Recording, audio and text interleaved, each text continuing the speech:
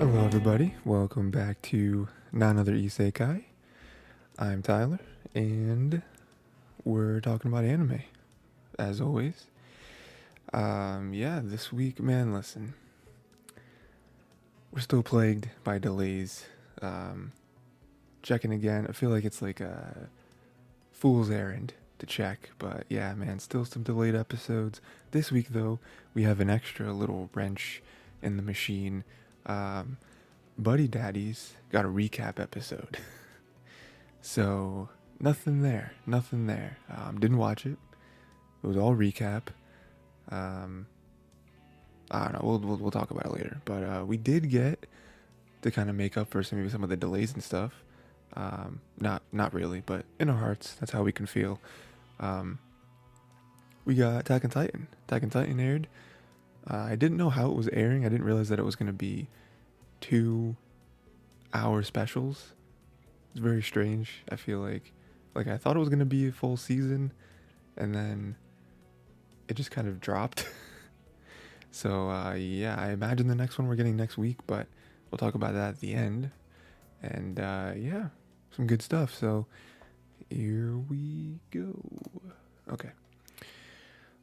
Starting off as always, My Hero Academia season 6, episode 22. Yeah. This was a pretty good one. This was heavily focused. I mean, I feel like they're all kind of focused on Midoriya, but this one was really showing more and more of like what this has done to him, and like him, like the journey from like season 1, and like him being this dude who always wanted to be a hero, and obviously didn't have a quirk, and then him meeting All Might as hero, giving him a quirk from All Might and all that stuff. And then for him to be now, where he's like, we'll talk about it a little bit later, but how he like doesn't, he's not under All Might's shadow anymore.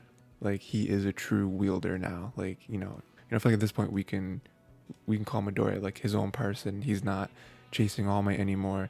And there's even a great line where All Might's like, he's like thinking about Midoriya and how like Midoriya doesn't look back at him anymore for like approval or for like, hey, am I doing this, or what do you think? He doesn't really do that anymore, which is awesome, because that's really the more like classic journey of a shonen protagonist. Is like, oh, they're learning, and then finally they're their own person, and then they're the one that's teaching. They're the one that people are looking up to. But we do get more of the sort of like villain side of things, even from All for One, where he says that people who don't fit in are ostracized. I really like that line, because this whole season we've seen it previously in the show, but this season more so is really focusing on the villain side and really trying to get us to empathize with them. And I don't think we are. I don't think we can all the way, but I do kind of get what he's trying to say. Whereas, like, if you don't fit in this perfect little system, then you're an outcast, and then that could definitely drive you to hating the system, and maybe not becoming All for One, but definitely becoming one of those people that could get picked up and could join someone like the League of Villains, right? So I get what he's saying. Then the message blew up, right? They barely got out of it. That was like such a funny moment to me, because it blew up, like the whole mansion blew up and whatever. And then it just cut to like, I think it was Endeavor who was talking, like a voiceover, and he was like, we just barely got out of the way of the explosion. And it's like, okay, that was a very cheap way of explaining, like, how did they get out? Like, like it clearly blew up. I don't know. And then we're talking more and more about the state of affairs with Death Arms resigning. Even someone as him, who this is all he wanted, and he was always, he had so much grit, right? I think that's what they say. And he even resigned because he was like, and it was great, because it really was a somewhat of a mirror of our real life when we have like celebrities, right? Or just people who have any sort of fame, right? How he was like, one boo can overshadow 10 cheers. And we hear about people who have some sort of fame talking about that all the time. How it's like, you know, you can have a million compliments, but that one person that just wants to be negative, that's the one you'll focus on for some reason. And then that's kind of leading to Endeavor's explanation of why we don't tell everyone, why, you know, why the public isn't quite ready for the truth about Midoriya, All Might, All for One, or One for All. Because, like, you know, some people are resigning, some people are leaking information. Maybe they're not doing it, you know, maliciously, but it happens, right? And just, yeah, they, you know, they can't really afford to tell the world. I mean, neither side, they are kind of in this, like, stalemate when it comes to that bit of information. Because if the good guys tell the world about One for All, then that could kind of ruin everything, right? Like, you know, they could scare the villains into going into hiding. You know, it just wouldn't really work out. And then even the other side, like All for One, if All for One were to say anything, then they know that the heroes would all mobilize immediately and be like, all right, well, there's no point in trying to just tiptoe around this or trying to be strategic. Like, all the cards on the table, we're gonna go. And they know that there are more heroes still, even though everyone's resigning, there's still more heroes and villains. And All for One doesn't really want to play that game, at least yet. Yeah, so not quite like a Cold War, because they are both making moves on each side, but I don't think either one of them really wants to give up that information right now. And then what do we have? Yeah, and then we have the whole Midoriya stuff that I mentioned. You know, Midoriya says that All Might doesn't have to follow him anymore, and I think partly that's great because, like I said, you know, I think Midoriya is growing as a person over these past 6 seasons. And, you know, he's really becoming one of the true wielders of the One for All quirk. But I think it also has to do with his own, you know, and the episode, you know, just gets better and better when it comes to this topic of just Midoriya and how he chooses to be a hero and how he doesn't want One for All to follow him. You know, he doesn't want One for All to be attached in any ways more than he already is, because he knows that All for One is after him, right? And so I mean that's the whole reason why he left UA, is because he was like, I don't want to be attached to, I don't want to be there physically. I don't want you guys to be caught up in all this. I just want you guys to, you know, just kind of do what you do, so that you don't have the worst of the worst coming after you the same way they're coming after me. But then, even with that evolution, there is also the kind of self-consumption that Midoriya has going on here, where he's so caught up in trying to be this hero and be like this one-man army that he doesn't realize how crazy he looks. You know, I remember when this first started a few episodes ago, compared to Batman, right? Because Batman is the one-man army, right? That's kind of what he is. He does everything by himself in the shadows, all that. But he's looking a little crazy. I mean, his suit looking a little raggedy, you know? He's very, like, he's injured. Lots of wounds all over him. They're not healing properly because he's not giving them time to. He is exhausted, so he's not moving. You know, just like with the eyeball test, you just look at him and it's like, there's something going on with this guy. There's something wrong. And so he shows up to the scene. He saves people, but people are not, they don't feel safe around him, you know? And I feel like that is a difference between him and All Might, where Midoriya is trying to adopt that All Might way of thinking, but he's doing it, but he's forgetting about the perception of All Might, where it's like he is trying to save everyone. He's trying to be everywhere all at once, you know, saving every single person in danger, which is what All Might would want to do. But All Might was also this like shining beacon. Like when you looked at him, you immediately felt safe. And Midoriya right now, not that way. Midoriya kind of looks like a villain. He's kind of looking crazy, you know? And also with the state of affairs, with Nomus and everything, like, you know, there are even people spreading rumors about him. It's like, he has multiple quirks. Like, doesn't All for One have multiple quirks? Is he working for All for One? Is he a Nomu? Like, I just think that Midoriya has to step outside of himself and realize that, and he hasn't yet. Um, and then when he's getting jumped by all the dictator's little puppets, Bakugo and everyone else, all of his friends. We see Bakugo first, but all of his friends come in to save the day.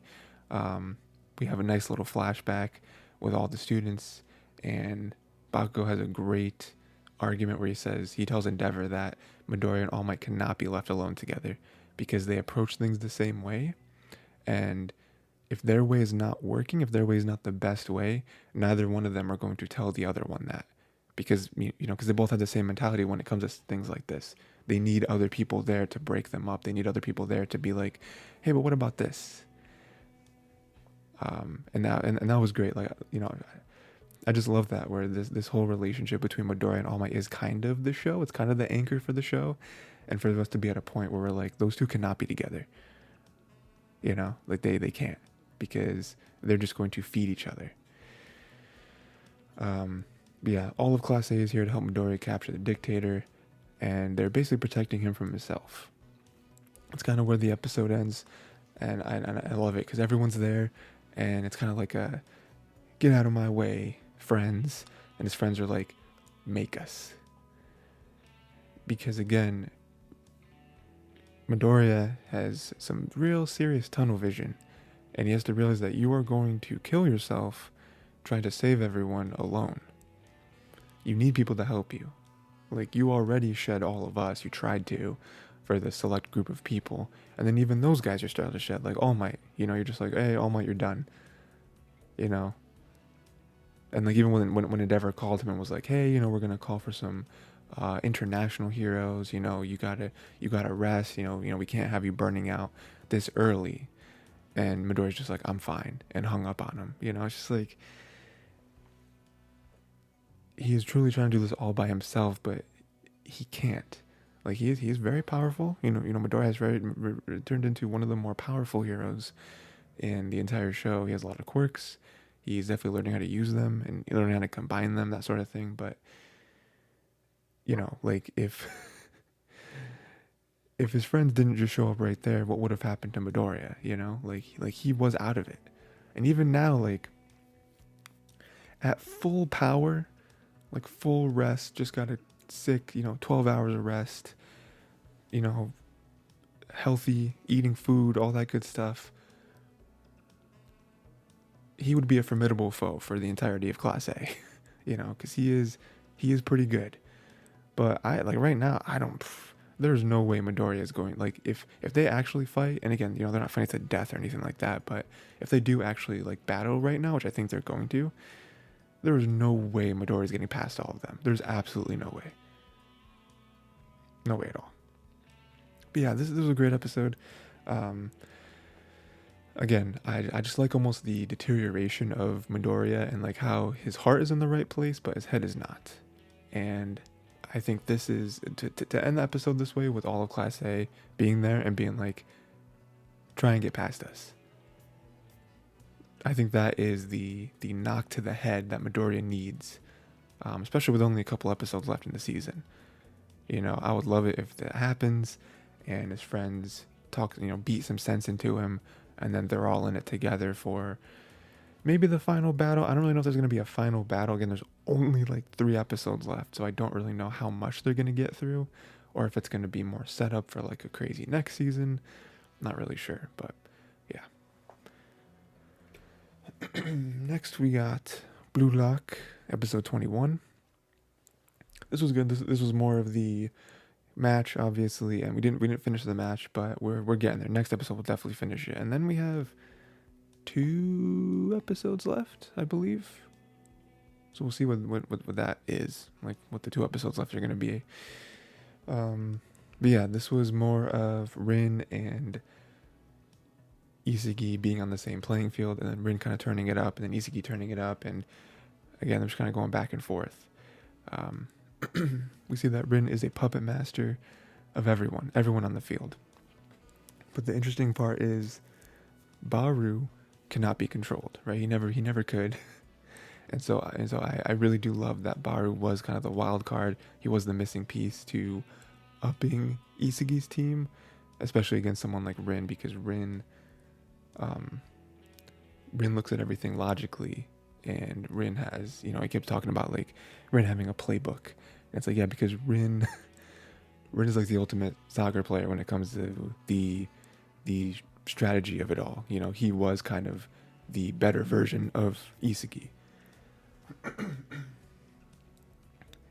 And so for Baru to be there, it's like Baru doesn't play by the rules. Baru does whatever Baru wants. And so, that was just a great idea to have him be the one like, hey, just kind of do some stuff. And then Rin won't even, Rin won't even, he won't be able to catch up. He won't be able to anticipate how you're going to bounce off of everyone else, because that was the whole thing, right? Where, Isagi and Shigiri, we kind of knew how they were going to interact together. We knew how Nagi was going to interact with both of them and what his thought process was going to be. But Baru is the one where it's like Baru will steal from his own teammate in order to score. Like he doesn't care. So there's no rationality to the decisions that he makes. So Rin can't really. It is a lot harder for him to predict what he's gonna do.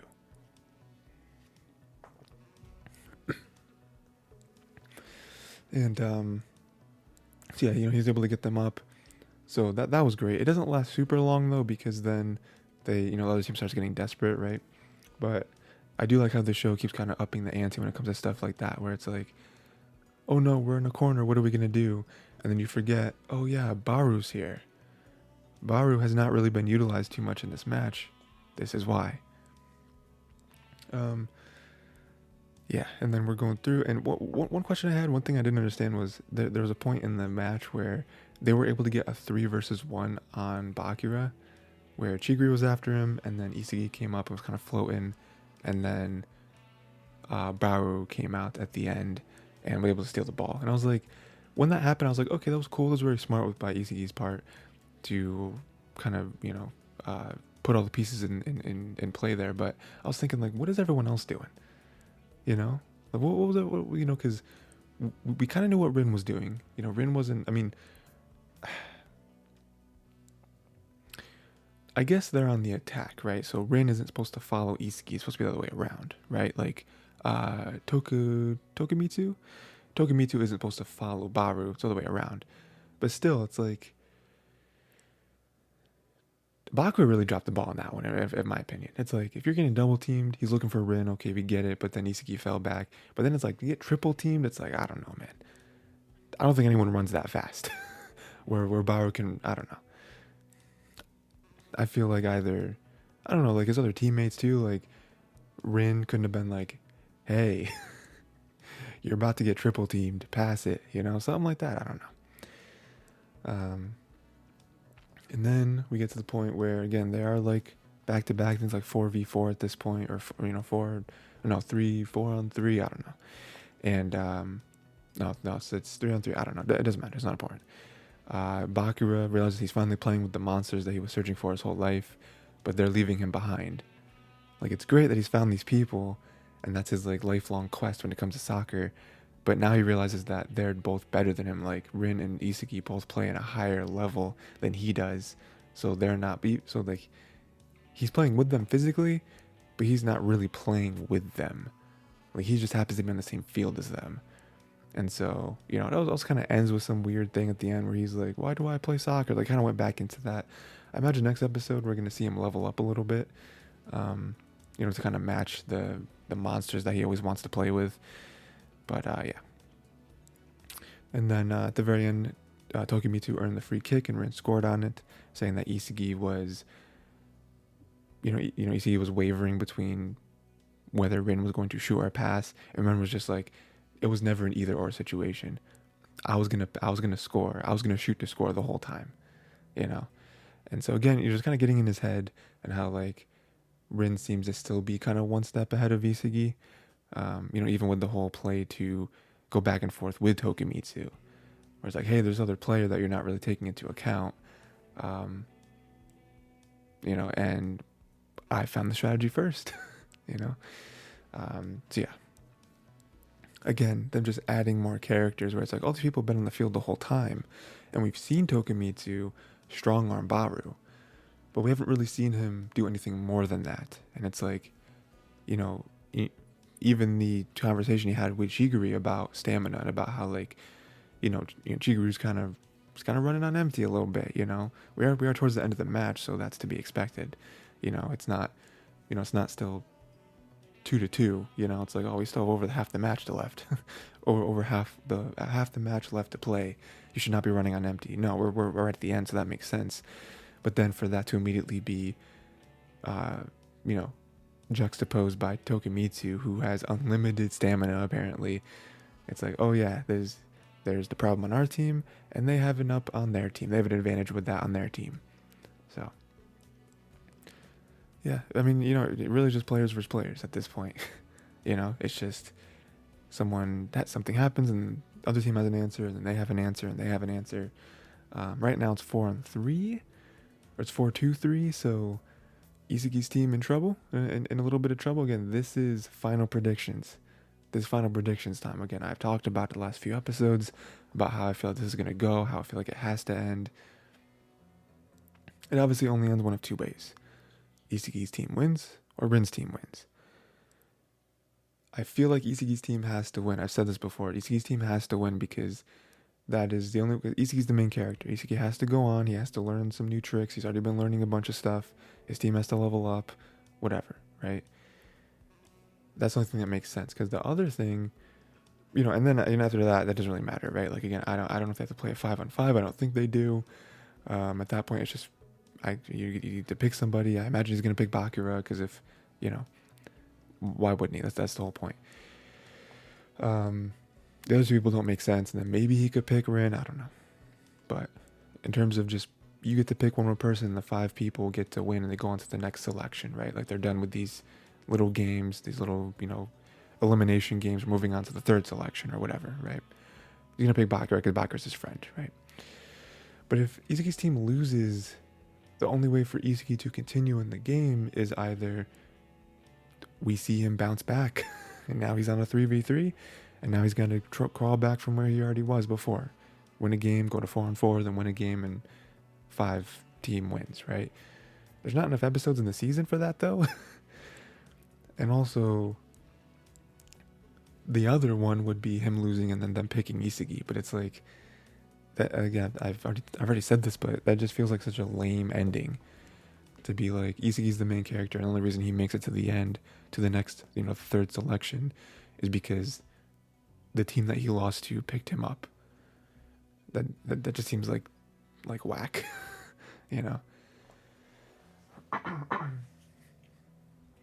So, we'll see. I put my money on Iseki's team wins. I don't know how, because now if Rin's team scores one more time, they win. So Iseki's team has to score 2 goals. And I don't know how. It seems like they can still use Baru, but I don't know, maybe because I feel like everyone's already done amazing things. I feel like Iseki himself, I feel like that's kind of what they're building to, is Iseki himself has to win this game. Like, Chigiri's done some amazing things. Nagi did something crazy at the very beginning. Baru's picking up steam right now, but Iseki still hasn't on his own beat Rin. So I feel like, and again, him being the main character, it just makes sense for him to be the one to win the game, and not like him directly win the game, not him coming up with a plan and, putting someone else in the position to score the winning goal. So next we got Angel Next Door Spoils Me Rotten, episode 9.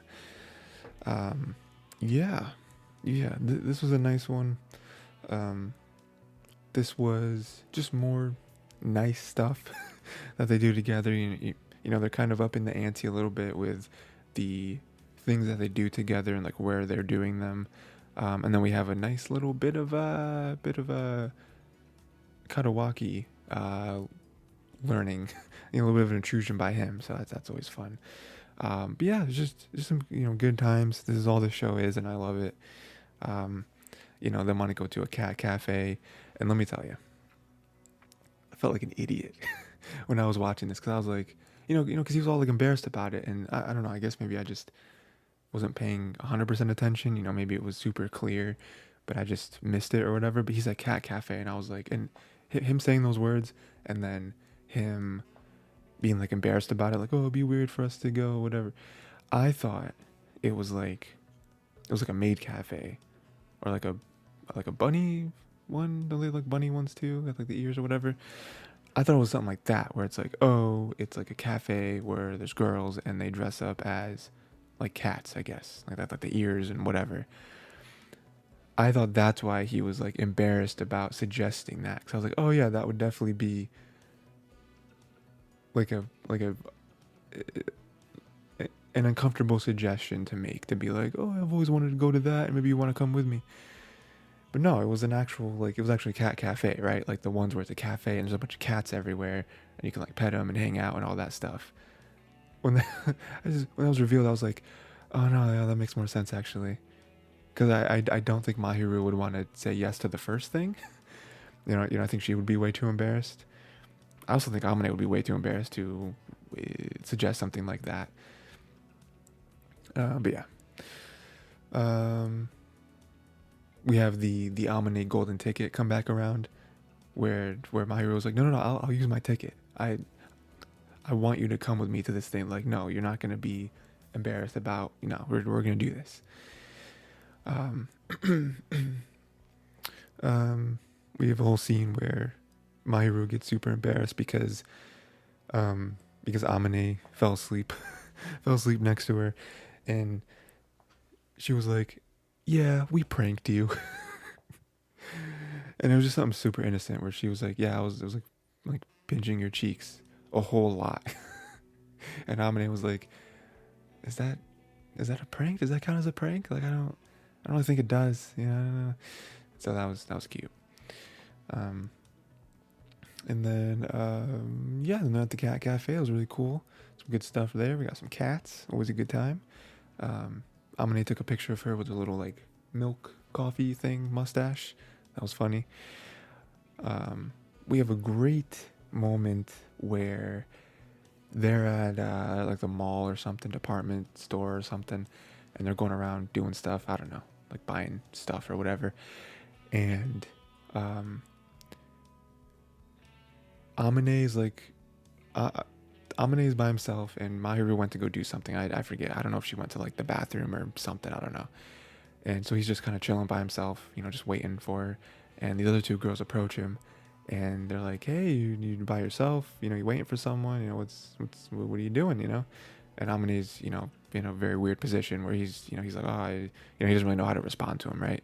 He's like, oh, I'm just kind of here. And they're like, hey, why don't you, you want to hang out or something? I don't know. They like, make a proposition, right? And then Mahiru comes out of nowhere, and she grabs his arm, and she's like, "Oh yeah, he was actually waiting on me. Hey, Amane, let's go. And he's like, "Ah, bye. And it's so funny because like she was jealous. She was absolutely jealous of them. And then you can even see where she's still like stalking off with him. And Amane looks over, and Mahiru has this like this like pouty face on. 'Cause she's like, oh, 'cause you could tell that she was like, oh, other girls talking to him, approaching him, So that was funny, And then we have the whole Karawaki stuff. How he clearly found out he actually walked up on them on their little date, and he was super understanding, super cool guy. They were just like, hey, can you not like not tell anyone? He's like, yeah, got you, no worries. And then later on, when he was with Itsuki and Amane himself, he started asking a bunch of questions and making a lot of sense. Basically, everyone around him knows what's going on, except for Amane and Mahiru, who just refuse to just take the leap, And it, because he's even like, well, she wouldn't really just be with you every day if she wasn't interested in you. Like, that's a very weird thing. And I feel like you can still be friends, right? Like, friendship is still a thing. But I totally get what he's saying, right? And then at the very end, we have Amane needed to check those photos that Mahiru sent by his mom, because he's like super embarrassed of like, my mom's sending you photos of me. And they have a very intimate moment that didn't really go anywhere, but it could have. And so yeah, again, the show just puts them in these positions, and then nothing ever really happens. But it's because they keep kind of teasing us with that. And again, only 3 episodes left, so I imagine, I'm gonna mention it every episode until it happens or doesn't. But it's like at some point, I feel like they have to have an honest conversation with each other, because even this episode upped it, where like they legitimately went. I mean, have they done anything like this before? Like where they've gone outside of their own home together? I don't know, because they actually went out and they like went to a cafe. It was literally a date, They went there, they went to the mall. Like they are getting higher and higher, and that like they are like going up the steps of the relationship, So it's like at some point something has to happen, But anyway, next we have the Ice Guy and his cool female colleague, episode 9. Let's see here. This was cool. I don't feel like did a whole lot happen this one. Not a whole lot. I feel like there was some progress made in this episode. I don't feel like too much happened though. Let's see. We have. Not really too much happened this episode. I mean, they have this cool little virtual Christmas party. No, it's not Christmas. New Year's. I don't know. Something like that. A nice little party there. Nice little virtual ones. We have Komori, Saejima, Himuro, Fuyutsuki, Otonashi, and Katari. They're all together drinking on a nice little Skype, Zoom, that sort of thing.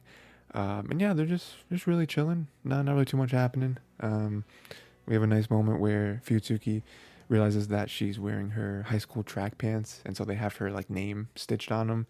And she realizes that when she stood up to go get her cat, because Komori wanted to see her cat, Nyamuro, that the camera obviously showed her name on the pants, and she was super embarrassed about it.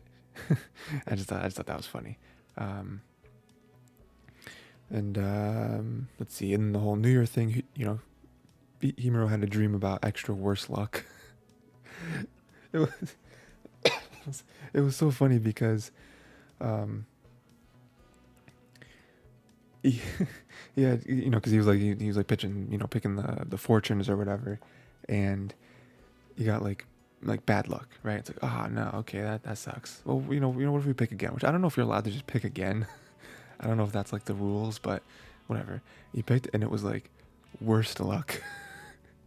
and at that point, it's like, is there a worse luck fortune? I don't think there is, but he got it. And and when you're in a dream, anything makes sense, And then he picked again, and it was extra worse luck.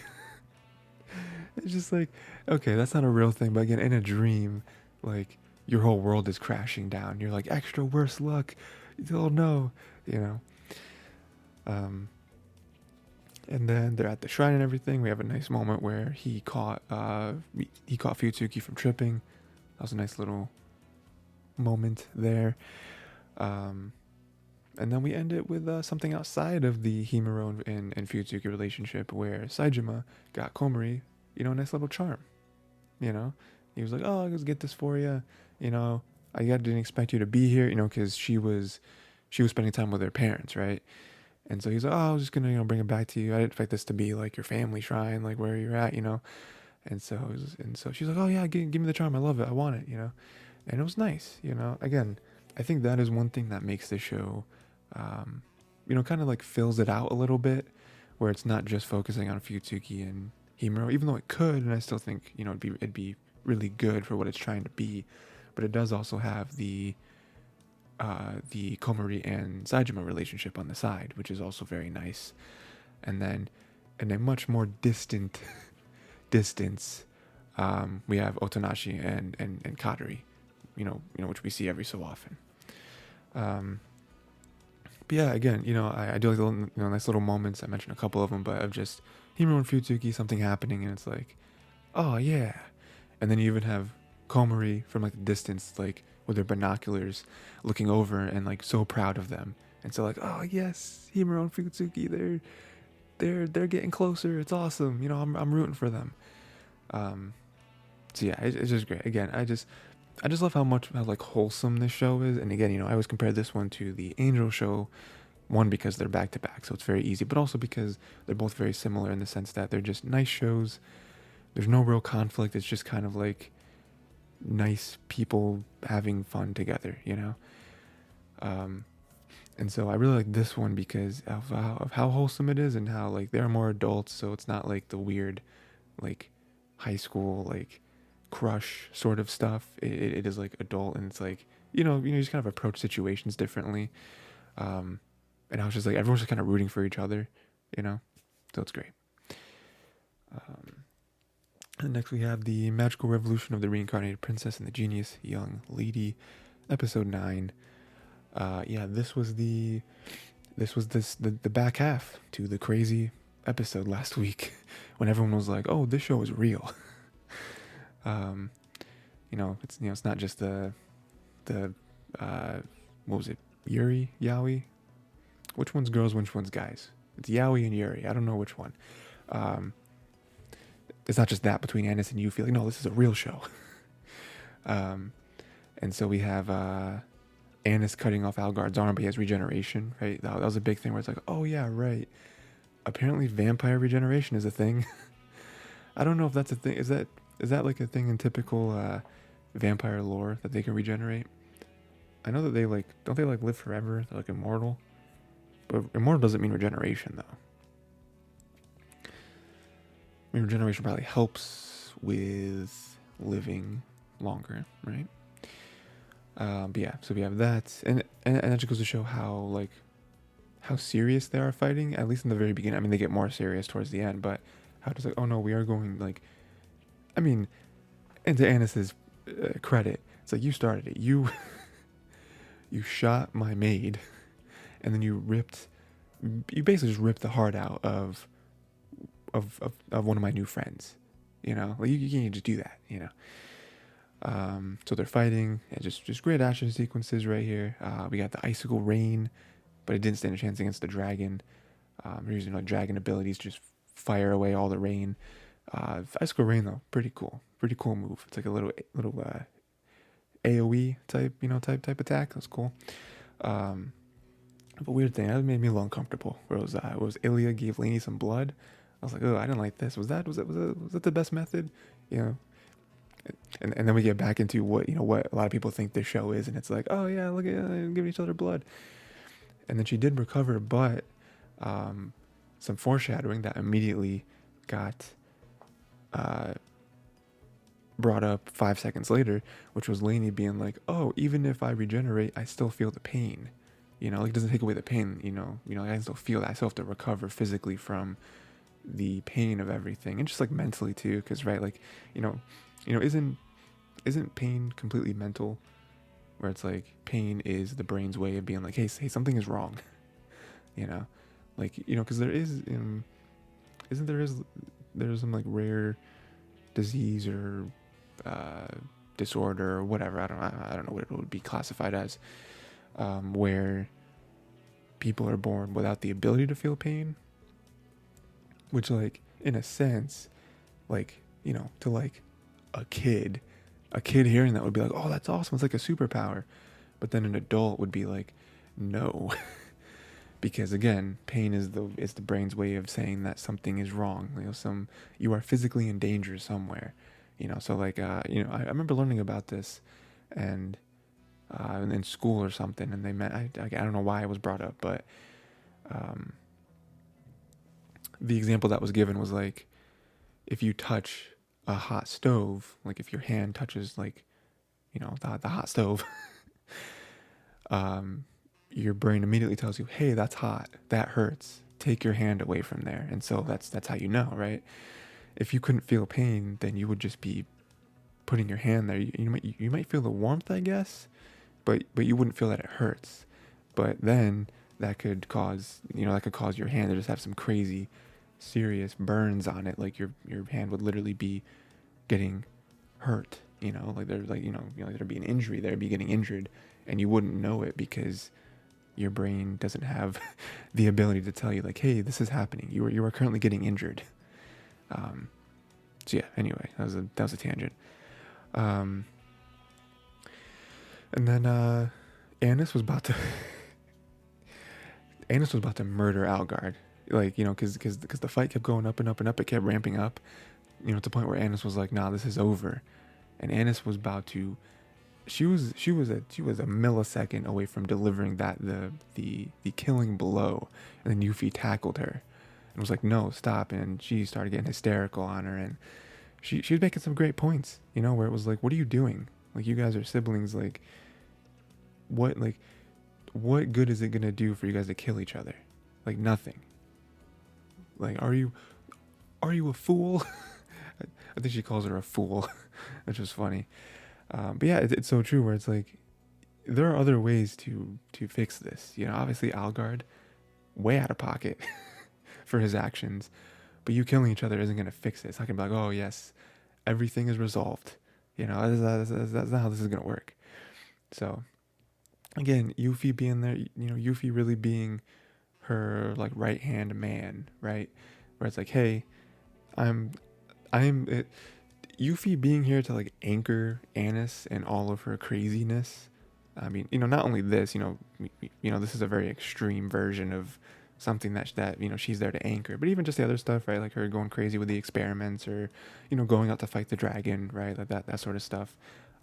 You know, I love that being her role, right? And we have some flashback, and we sort of see why Annis and Algard, well, why they're estranged. You know, why more so from Algard's end, why you know he sort of resents Annis, and you know we see that Annis renounced her claim to the throne because there was a rumor that she tried to kill Algard out of jealousy. And so people sort of started to spread these nasty rumors about her. And so she just renounced. She was like, I don't want the throne. I don't want it. When she was a kid, she was like, I don't want it. I don't want nothing to do with it. And then, to just kind of put that at ease and be like, nope, I wasn't out of jealousy. I don't hate Algard. I love him. I don't want to steal anything from him. He can have it. I don't even want anything. And so that was her way of being like, okay, now we can go back to being siblings and doing stuff together and hanging out, whatever. But that didn't really work because then the resentment started to build, and it was like, well, Annis should really be queen. But it's almost like Algard felt like he was getting the throne just out of like necessity, out of like, well, there's no one else, it's just me. Annis refuses it, so they're just giving it to me because they have no one else to give it to. Even though Algard won't necessarily make a bad king. I mean, I feel like all these feelings, kind of bubbling up to today didn't really set a good example. I feel like he could have chosen a different path here, but that was just kind of it, especially looking at Annis, where it's like, Annis is so great, he always felt like he was in Annis' shadow.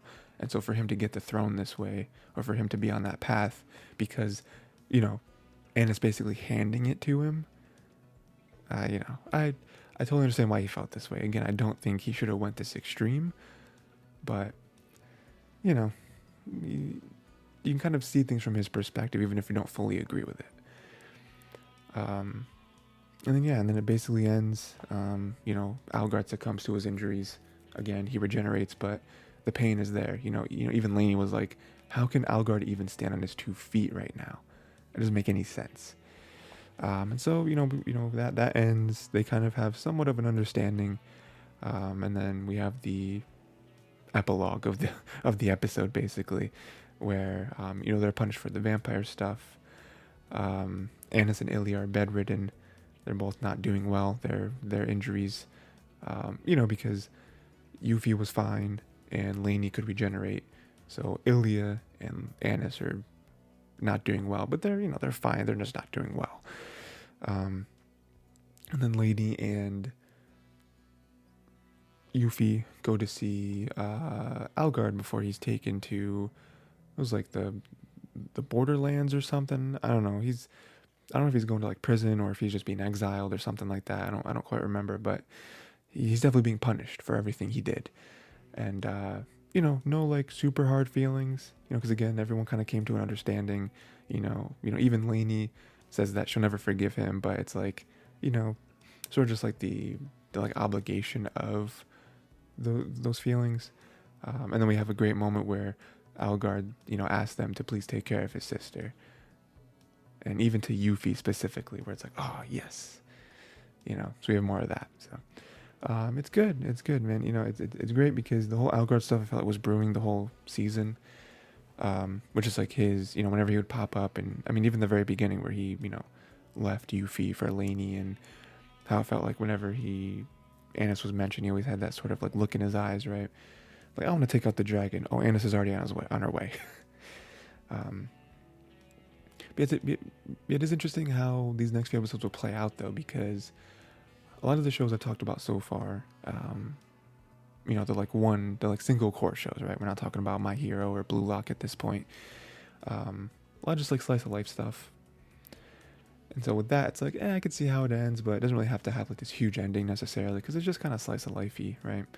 This one is one where it's like, we got 3 episodes left. I feel like that was like the big climax. We still have 3 episodes left. Like if there's like 1 episode left, I could see them having just kind of like a wind down, maybe some like threads to be like, hey, what about a second season? But with this, it's like, I wonder what they'll do. I wonder how they'll end it, because they have to recover. Maybe it's like cleaning up some stuff from the what was their like group called or whatever, who hates Annis and the magicology stuff. Maybe they still have to clean up stuff with them. Maybe that's really the only other points of conflict I can think of. Because they're the ones who were like digging up the dirt on like vampires to be like, oh, they should be punished for their vampire actions. You're not allowed to do that. So maybe they still have to do that with them, I imagine. That's probably my best guess. Because 3 whole episodes is a lot. So next we have Buddy Daddies, or we don't. Because like I already mentioned, episode 8.5 is the one that dropped, and it's a recap episode. Sad stuff. None of us ever like a recap episode. But, I can't really be totally mad at them, because no one wants to do a recap episode. I mean, even the studio, the animators, everyone, no one wants to do a recap episode. But, you imagine whenever a recap episode happens, it's usually because something happened at the studio where maybe like a whole COVID thing happened, and they're behind schedule, and so they need an extra week or something like that. It's usually what happens when they need more time, or when something maybe somewhat serious happens within the studio that they need an extra week to get back on track. So sad stuff for the fans, just from a pure consumer standpoint, because it's like, oh no, we want another episode. But we always want to be cognizant of the health and safety, physical, mental, all that stuff of the people making these shows that we consume. So a little upset, because this is one of my favorite shows of the season. But if they just need more time with it, they need an extra week because something happened, perfectly okay with that. But next we have Vinland Saga, season 2, episode 8. Let's see, what was this one? This was a little bit more information about Thorfinn, and then probably like the like bigger climax of the slaves, Thorfinn, Einar, versus the retainers, right? So some of the more information about Thorfinn, right? Einar hears the words father, ask a lad, that sort of thing when Thorfinn's dreaming. So, we have a lot more sort of like a recap of Thorfinn's life, which we already knew, but then he's telling Einar about it, which is nice. It's nice that he finally opens up about it. And, Einar has this great line where he's like, well, if you're still dreaming about it, it doesn't sound like you're over it yet. Because, if you're still dreaming about it, there's still some part of you that's like gnawing at you. And, Thorfinn, we can see Thorfinn agrees with that, where he's like, yeah, there is, I feel like there's something missing. I feel there's something I'm missing, some crucial piece to this story that I'm not remembering, so it sounds like some very obvious foreshadowing. And again, I'm always here. I've been saying this for the last 8 episodes. I want to know what happened after that day when Askeladd was killed and Thorfinn was dragged away. I want to know what happened. I want to know how he became a slave. And then on top of that, we have a great thing where Thorfinn's basically saying that he survived his whole life. He survived purely on hatred, but now he's empty, because now it's like, and we saw that with the whole first season, where it's like the only reason he was living is to properly duel and kill Askeladd, and then it ends up with Askeladd being killed by somebody else, and now it's like my life has no purpose. Why am I even still alive? And we've seen that sentiment from him plainly in this season. He's like, why do I continue to live? And it's not funny, but it's funny, you know. But now he's empty. Now it's like I don't know why I do anything anymore. So again, very, very clear foreshadowing. I feel like we're gonna get another purpose, hopefully. Maybe that is the end of this episode. Because we have someone destroying their wheat. Very clearly retainers. That sucks. It's just like, it's that thing where this, you know, the show does just such a good job of making you hate the right people. It's just like, we hate the retainers more than anything. Even the very beginning where they were like, oh, here's your food. And it was like a bite of bread and like 2 bites of cheese. And it's like, you ate our food? And it's just like, listen, we get it because it is also, you know, the whole relationship. Where it's like, well, we love Thorfinn, and you know, I feel like me personally, I've kind of grown on Einar. Where at the beginning, I was like, you know, they were trying really hard to make us care about Einar with having his whole family killed.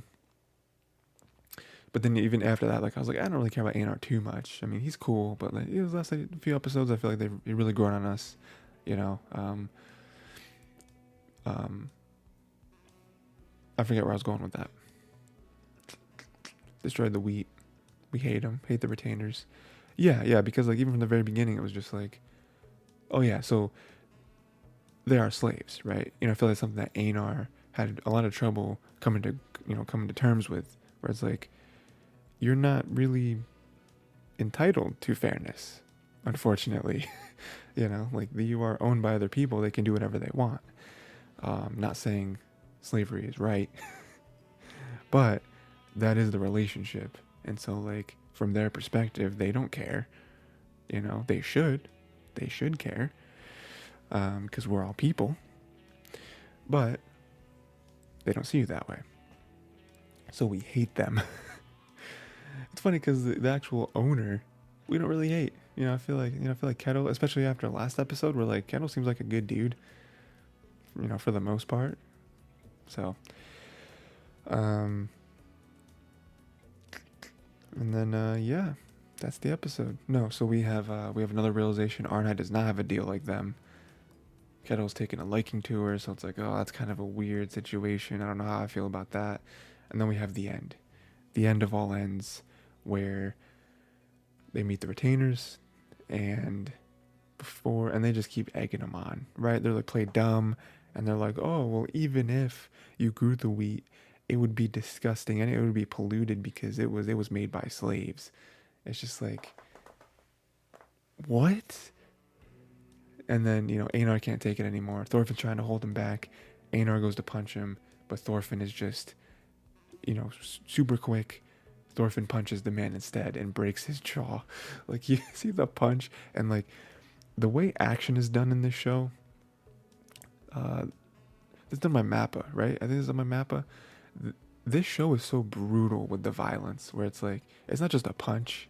You know, I feel like a good example is Tokyo Revengers, which we'll talk about a little later. But Tokyo Revengers has a lot of violence, and they do a really good job of showing violence too, but they don't go that extra step that I feel like Vinland Saga does, where like you really feel like the crunch when someone gets punched in the face. And even this one, like the aftermath, where you see the dude's face and it's like, oh my god, I think he broke his jaw. You can see like his face all like twisted and stuff. You know, like other shows don't really do that, right? You know, like they just get punched, they might lose a tooth, and then you see like the like red hash marks on like their cheek, and it's like, oh, they're hurt, you know. But like, you know, Vinland Saga goes above and beyond with that stuff. And then they're basically brawling, right? Like we don't see the end to the brawl, but they're they're fighting, and on one hand it's like, yes, love it, love this, kill them, retainers suck, we hate them. Thorfinn finally getting some action, right? Because Thorfinn could take out all these dudes in about 35 seconds if he wanted to, you know? Um, but he doesn't. He doesn't want to. Again, like the like nightmares of his past are hitting him, and we see it in this where he's getting flashes. But then on the other side of it, it's like, oh no, but they're slaves. Like there's gonna be consequences for this. It doesn't matter how much damage they do now. I mean, they would have to like unless they fight these dudes, unless they kill these dudes somehow and they like run away, like there's gonna be some severe consequences, and I don't really know how to feel about that. Again, there's not 9 episodes in the season. Next episode is not the series finale, so like, is Thorfinn's head gonna get chopped off? Probably not. Probably not. But it's like, I don't know what it's gonna be like. It's gonna be bad. Like, I don't think. I mean, we already know about restraint from like Kettle's end,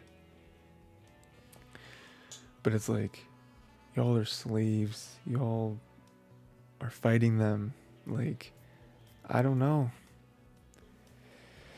I just really don't know. They're definitely gonna get punished, but oh man, it sucks. It's a really tough situation. I don't know. We'll see though. We'll see. I mean, again, Thorfinn's pretty much down. Einar is gonna get overpowered, so they're definitely gonna lose this fight. The retainers are gonna want to kill them, so I feel like there's gonna be someone has to come by to stop them.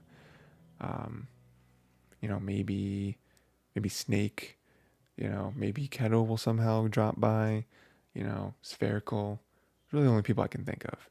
So we'll see. Next we have the MISFIT Demon King Academy, season 2. Unfortunately, this show is still delayed. I'll keep bringing it up every week just because I don't want to forget about it. I don't want y'all to forget about it. We are going to finish it. So still delayed. When episode comes out, we'll watch it. Next we have Don't Total Me Miss Nagatoro, season 2, episode 9. This is more of the whole judo stuff. Pretty much the end, I believe, to the whole judo arc. So I love this episode because, again, it is more of like a 2-parter, which we don't get too often. But also, it's more of just like Nagatoro and Senpai, like, I don't know, like rooting for each other, which is always nice. Again, I talked about this last episode where it's like all like the weird teasing and, cat and mouse stuff is fun. It is kind of the meat of the show. But whenever they can legitimately root for each other and compliment each other and, help each other out, that's nice. That's like the heart of the show. We have the whole struggle with Orihara, with Nagatoro. We have a nice backstory where Nagatoro was always better than her. Orihara just worked harder and harder and harder until she beat her once, and then that just destroyed Nagatoro because all she could see is never beating her again. That's tough. That was a big mental blow. So, but Senpai, we have again bigging each other up. Senpai being like, "No, you're strong too." And then we have this nice little wager where it's like, "Okay, I'll do my hardest. I'll fight my hardest against Orihara if you win a match." And that's like, oh, I don't know. I don't know if I want to agree to that, but we have the match where Senpai fights this other dude. And it's great because we can see that this dude is physically superior to this man, right? Senpai is this little twig, right? And we're fighting, and the progression of the match is so fun to watch because he's getting destroyed for the most part. He's getting toyed with, and we finally get the moment where he's getting pinned. It is like a flashback to when he was training with Nagatoro, and he was like, "I can't get off you. You're just too heavy." And Nagatoro was like, "You just call me heavy?" She's like, "I weigh less than you. What do you mean?" And she's like, "It's not about weight. It's not about strength. It's about technique." And we kind of get a flash to that, And we're here now, and it's like, yeah, he is much bigger than you, but it's about technique. Like, he's just trying to overpower you with brute strength, but his technique really isn't there. And so Senpai is able to break free of the pin because he just knows how. Again, judo, I feel like more than anything is about momentum. So if you can use your opponent's momentum against them, you're going to dominate. And I love that, you know, because it is with Nagatoro's training, it is with her help. She's cheering him on. And then even at the very end, this dude is not. I love that they didn't make this dude like this like meathead who would like resent this guy and like be mad at this guy and like be irrational, be like, oh, you thought you could beat me, blah blah blah, like, oh, like, no, like he stepped up and he like congratulated Senpai and like shook his hand and everything. It was like, yeah, that's sportsmanship right there, because like he wasn't really good at judo. He was just big. That's all it was. But again, they didn't make him some like weird like villain where it was like, oh yeah, you thought you could beat me, you weakling, like I let you get out of my pen or whatever, like him just like flapping his gums to Senpai, because like another show would have done that, and then it would have been like, oh man, like we would have just like had like a weird moment. But no, he was like, hey, that was a good match, like genuine sportsmanship is always nice to see. And then we have the flip where now we have Nagatoro and Orihara. She's not doing well. She's keeping up with her, but not. She's definitely losing. And then Senpai, kind of cringeworthy, but he does root for her. And then Nagatoro has this great flip, but we find out she was out of bounds, and so they didn't count. And so by decision, discretion, whatever it was, Orihara won the match.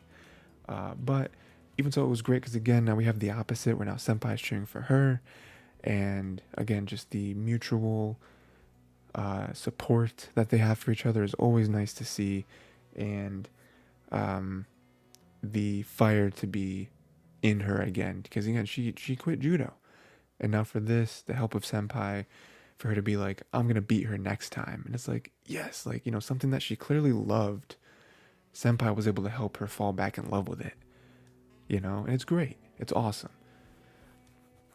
And again, even Orihara, they don't make Orihara the villain either, where it's like, Orihara isn't like, haha, I beat you. It's more so just like, because even like when, before the match, she was like, I hope we have a great bout. You're not going to beat me. And it's just like that competitiveness. It's just that genuine competitiveness, and not again, like a villain, like you'll never beat me. I'm 1,000 leagues above you or whatever, and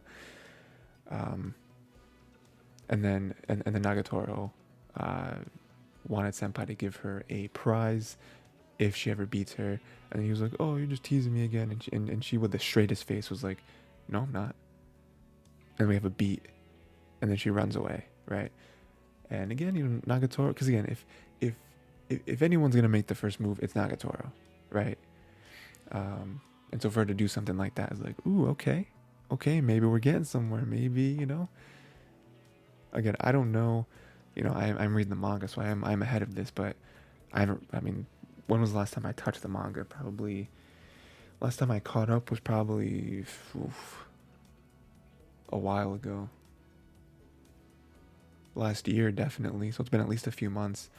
So again, my memory's not the greatest either, so I don't really remember what happens in the manga. Like, in my head right now when I'm watching the show, I'm like, oh, we have like 3 episodes left. Maybe Nagatoro, like, or Senpai make a move and they get closer to being like an actual couple. That'd be cool, right?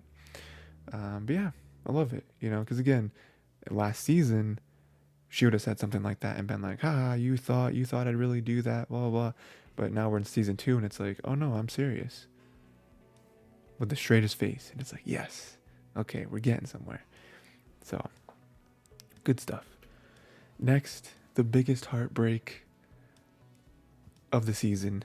Kubo won't let me be invisible. Still delayed. Again, I believe it's until April, but then I got more information. Oh, guys, strap in for this. What I heard, and I didn't really look into it too much. I was more so just looking at other people talking about it. So I didn't really read the facts, but from what I understand, it's going to return in April, but they're going to restart the show from episode 1. So like they're not going to just air episode 7 in April. They're going to air episode 1 and then next week episode 2 and then next week episode 3. So we're going to have to wait. We're already waiting over a month with no show. And then we're going to have to wait an extra almost 2 months beyond that for us to get to episode 7, which is a new episode. It's like, oh, please don't do that. I really hope I read that wrong, because that is cruel and unusual punishment to put us through. That is awful. Again, can't be mad at it. Can't be mad. Again, this was getting hit by COVID. So, like I said earlier, health and safety, very important. But it's like, really? It's favorite show this season, and it's getting delayed so long. So it's not even really delayed. If that's true, it's not even delayed until April. It's delayed until May.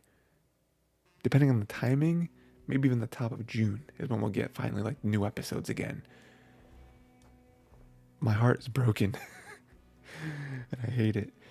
But what are we gonna do? Next we got Trigun Stampede, episode 9. Yeah, this was great. We're getting more of last episode, kind of a continuation of that. Yeah, we're kind of setting the stakes, I feel like, for this like end of the season. So we're seeing that when Nai was there talking about how these people over relied on the plants, because it's like, hey, I am a plant, you're a plant too, Vash. Like they're over relying on these things, and that's not good. We're kind of seeing the like we're seeing knives, millions knives, his like more and more of his motivation for why he's doing what he's doing. So I get it. I don't agree with it, but we see why they're at odds with each other. We also see a nice little backstory again. That last episode, I think we saw how Vash got his signature red jacket. Now we're seeing how he got that gun, and it was Nai who gave Vash the gun in the beginning. For like, oh, you love humans so much, here's a primitive human tool for you to use and kill each other, whatever, right?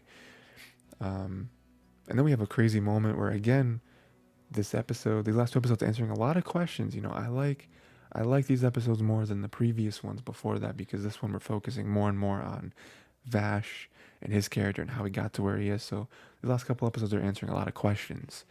The jacket, the gun, and now the arm.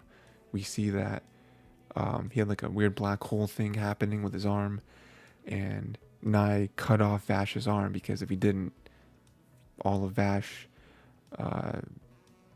we're assuming, would have got sucked into the black hole, and Vash and Nai couldn't have that.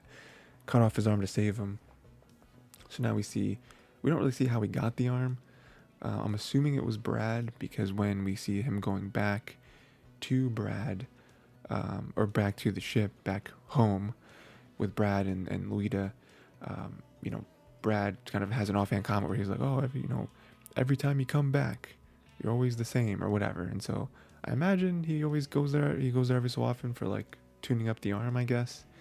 So now I'm assuming that Brad is the one who like made the arm for him. So that's cool. That's some cool stuff. And yeah, then we learn more and more about those people as well, like his family, right? Luita and Brad were in cryo sleep because they find out that, oh, Vash is like, it's like 100 years old, or like 1,000 years old, or something crazy. And he's like, what? How is that possible? How are you still alive? It's like, oh, we have cryo sleep. Oh, okay. So Vash and I have been at this for a while. And, it makes sense because, like, maybe, plants don't age the same way that humans do. So, that's how they're kind of able to explain that. So that's crazy. That, that was like a bomb that was dropped, where it's like, oh, okay. Now we're starting to see the scale of this story. The worm guy is here now, and he has this whole, again, he's dropping bombs too, where he's like, oh, Earth used to be a thing, but, humans destroyed Earth because they sucked it dry, basically.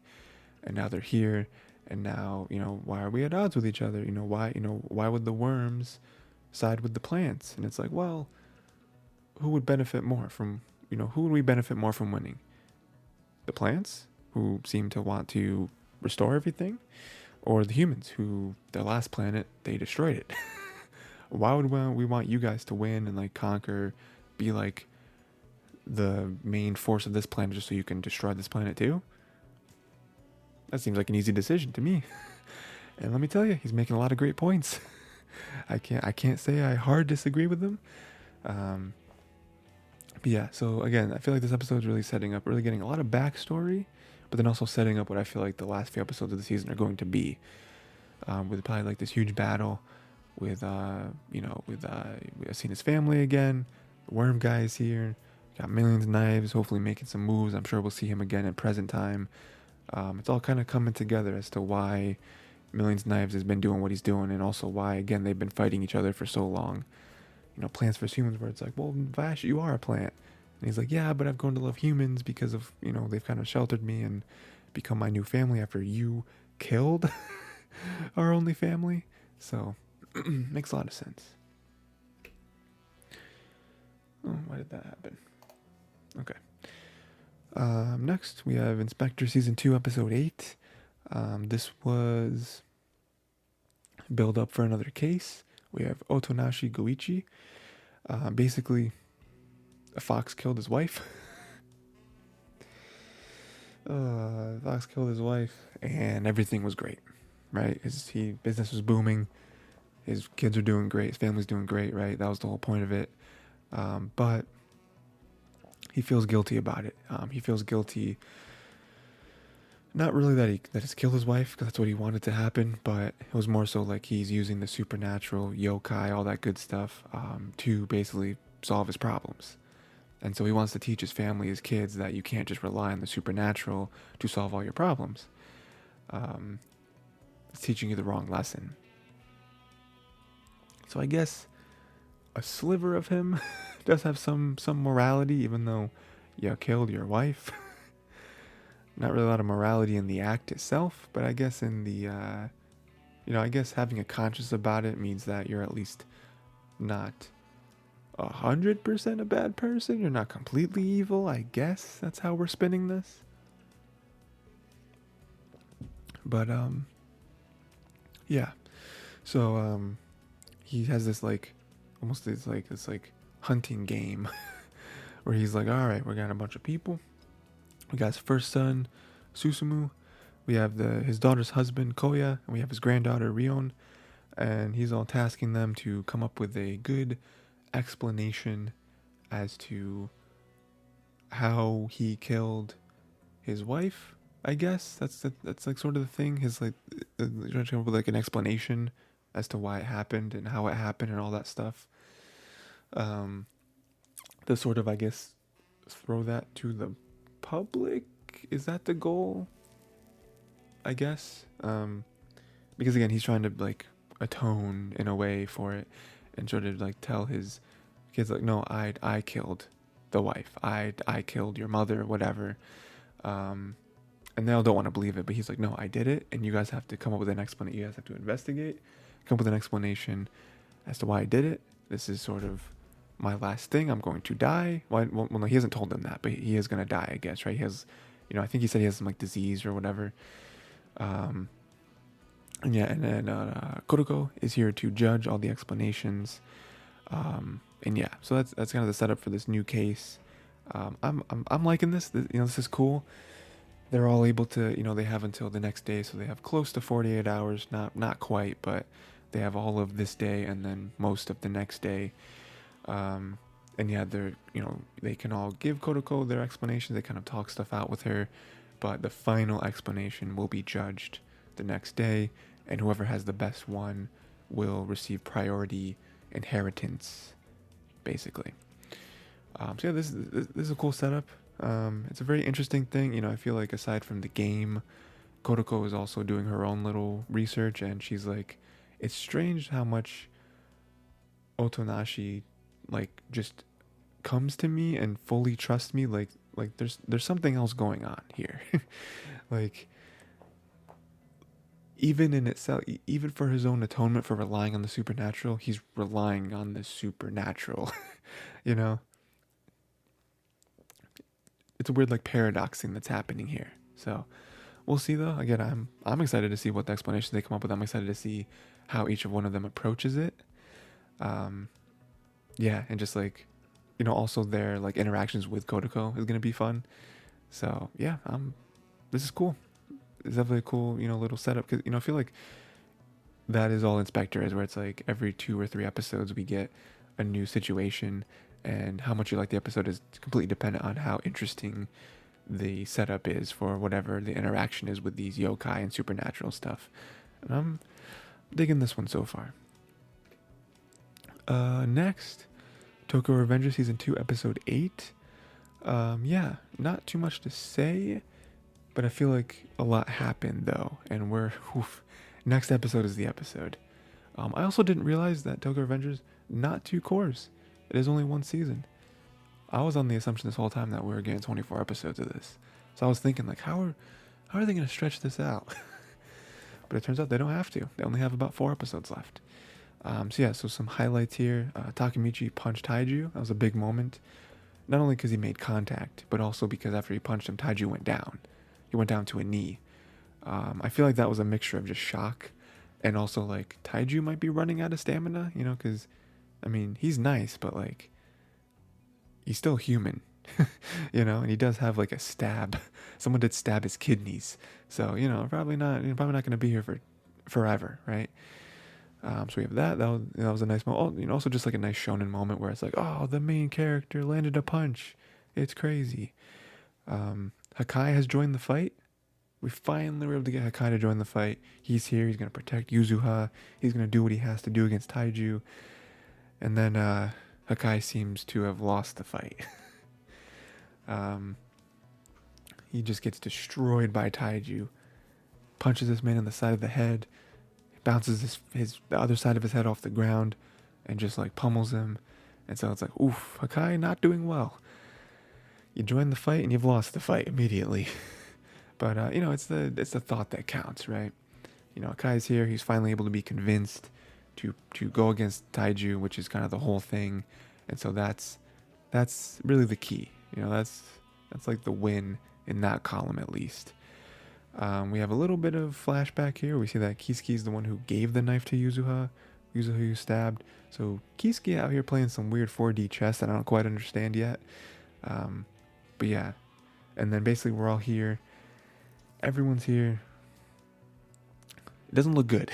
I'll be honest. It doesn't look good. Taiju and the other 2 lackeys are still here. They're still in relative health. Everyone else not doing well at all. The church is surrounded by about 100 black dragons. So, yeah. It's not looking good. I don't really know how Takemichi and them could win. They're all pretty much running out of gas. Except, what's that I hear? Is that the sound of a very particular motorbike? A motor vehicle? It's Mikey. Mikey's here. And he's in full health, so that's good. And I just love how he comes up because he's just like, hey, what are you all doing here on this fine holiday? The biggest cheese, he's ever had in his life on his face. And it cuts. And at this point, I'm just like, Mikey's here. He's going to destroy these people. But we don't know that. And that's kind of where the predictions come in, where it's like, if it was Toman business, Mikey would just he'd come in here and be like, you're dying, and you're dying, and you're dying. And I'm calling up the rest of Toman, and we're going to get rid of all these other black dragons, and it's going to be the end for you. But I think it was Mitsuya who again kind of reiterates this great point, which is we broke the truce. Like, we came here, we broke the truce. At this point, it's also not even really Toman business. It's more like family business. So it's like with those 2 things, breaking the truce and it being leaning more on the family side and less on the Toman side. What's Mikey going to think about this? Will he even feel like acting? Like, he wants to protect his people, of course, but it's like what role is he going to play in this next episode, in episode 9? Like, what exactly is he going to do? I mean, I feel like he's going to chastise them, but I also don't feel like he's just going to let them die. He's not, like, I can imagine a world where he just sits there and is like, this isn't my fight. You know? I mean, if he does do that, then we're going to get some nonsense, some like shonen nonsense where somehow Takemichi and them beat them. You know, because, you know, even with, some of the steam that they have behind them right now, I just don't see them winning. Like, unless we have some like shonen anime nonsense, right? So we'll see. I would love to see Mikey in action because, again, he's 100%. Like, I feel like he can win, but we'll see. And also who he brings. Like, did he bring Dragon? Like, is that why he's by himself? Because he told Dragon, hey, I have a feeling about something. Go get everyone and bring them here. So that'll be cool. I mean, again, we have 13 episodes, I believe, so we're just past halfway. We still have 7 whole episodes left. I mean, we've seen how much they can pack into each episode and how much they can stretch out. Stretch this out. This isn't just a 1 episode fight, but how much is it going to be really? Then lastly, what we're all waiting for: Attack on Titan final season, the final chapters, episode 1 of 2. Hour-long special. This is one I kind of mentioned at the top, but this is something I wasn't expecting. I'm sure if I was paying maybe more attention, I would have seen this. I'm sure they announced this somewhere, maybe. I don't know. I thought it was going to be like an actual season, kind of like they did the previous part. Because there was another part to this. Like, there's part 3 airing in the fall. So it's like, they're like naming conventions and like them breaking everything up. It's like, why not? It's all marketing. The last 4 seasons have been the final season. Like, come on now. But it's an hour-long special, so that was really cool. And yeah, I assume we're getting part 2 next week. I assume they're not. I mean, unless they're gonna stretch it out in a weird way. So no, you gotta wait a month. But yeah, some great stuff happened. This was a great episode. This does really remind me like how much I enjoy Attack on Titan. It's like I'm not the biggest fan. I'm not like Attack on Titan's the best show ever. Like some people are, which I don't argue with that. But it really does make you remember like this is just a well-made show. Like even if you don't like the show, I feel like you have to recognize just how well written this show is. So let's see. We have the Colossal Titans. The rumbling is destroying everything. Like innocents are dying, and I love that they really open up with that, and they see us on like the ground floor, on like street view, of like all these people just like their lives are being ruined, not ruined, erased. It's just like it's just going to show how like Eren is stopping at nothing. He's leaving nothing to chance. We have a great moment where Armin tells Annie, he basically tells Annie that he's not a good person. He says, I hate that term. I hate it because I've done things too. We see a little bit of sparks between them that I didn't know about. Was this foreshadowed already? I guess it probably was. I just don't remember it because Attack on Titan is being stretched out over 75 years. But yeah, I dug that. I was like, hey, okay, that's cool.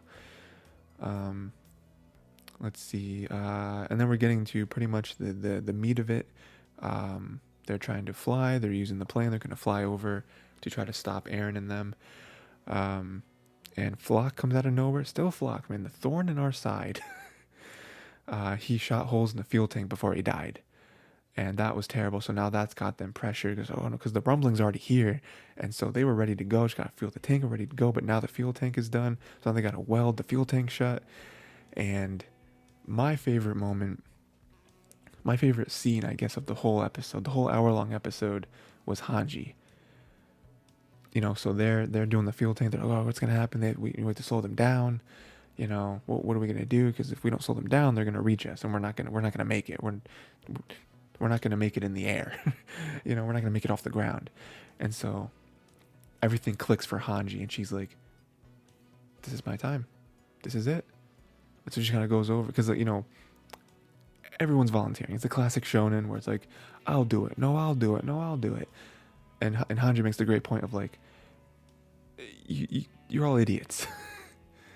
None of you are doing it. You're all Titans. We need your Titan ship. to win against Eren. Like if any of you die, then it's a huge blow.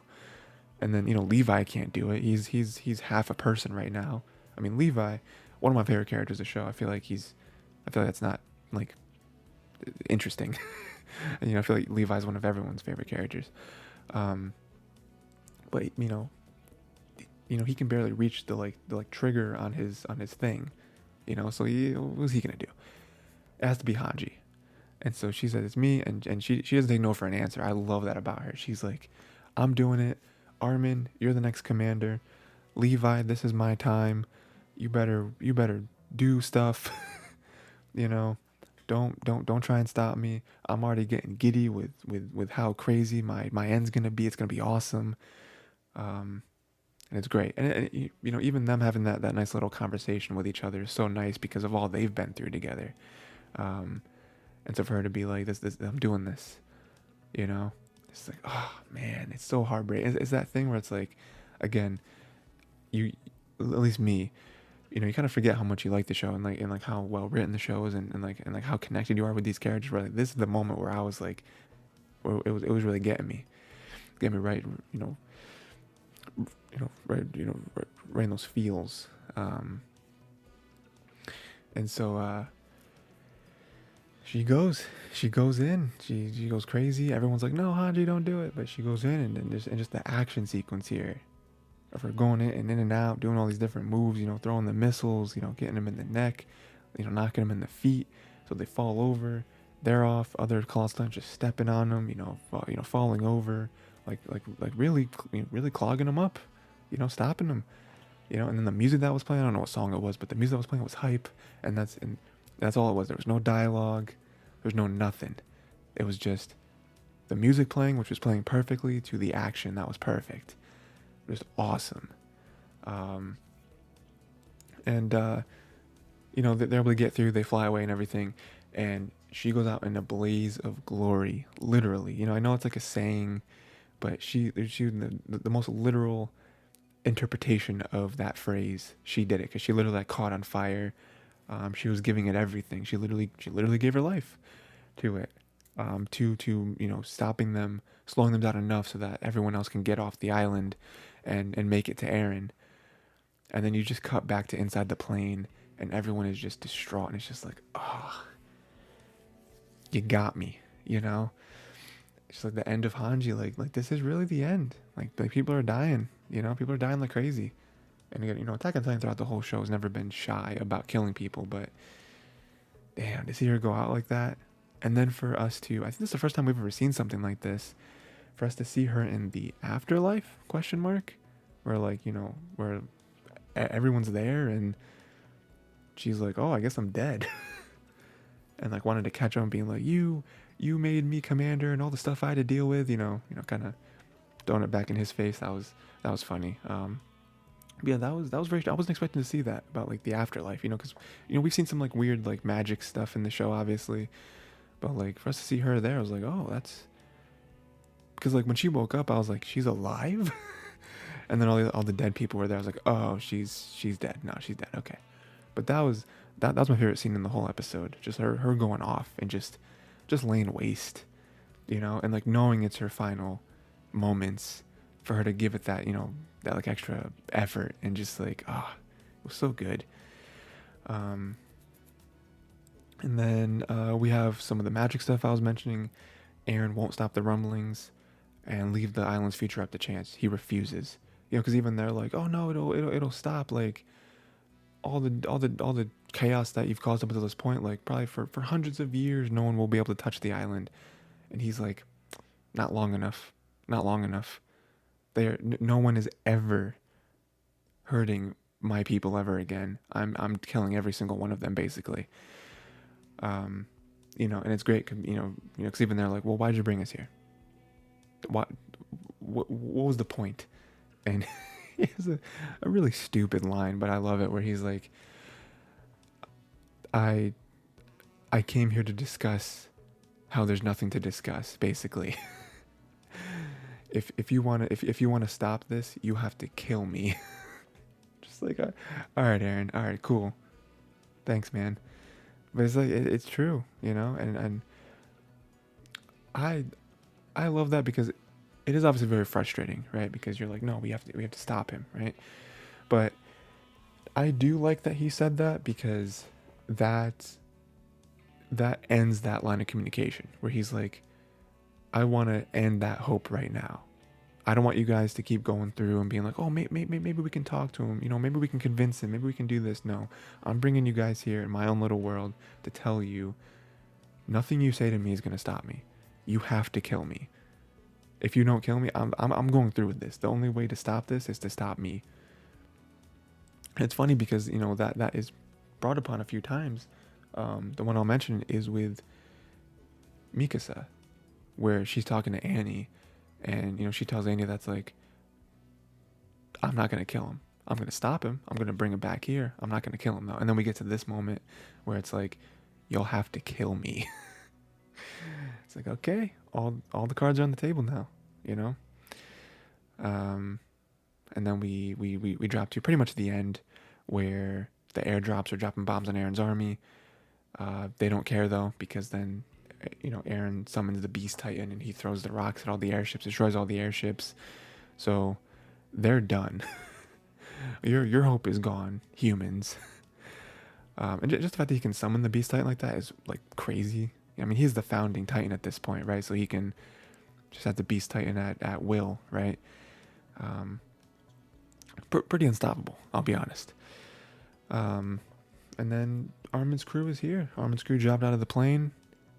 A few of them are turning into the Titans, right? The Armor Titan, the what was the other one? The Cart Titan or something. I don't remember what the other one was called. So they're here. It's the battle. Like, we're here, guys. Like, this is the final. I mean, this can't be the final battle because we have a whole other season. You know. So like, but we're doing it. Like, they're here. Confrontation. Raynar tackled the Beast Titan, so he's kind of trying to take care of him right now. And Armin has a great line where he's like, "In what way are you free?"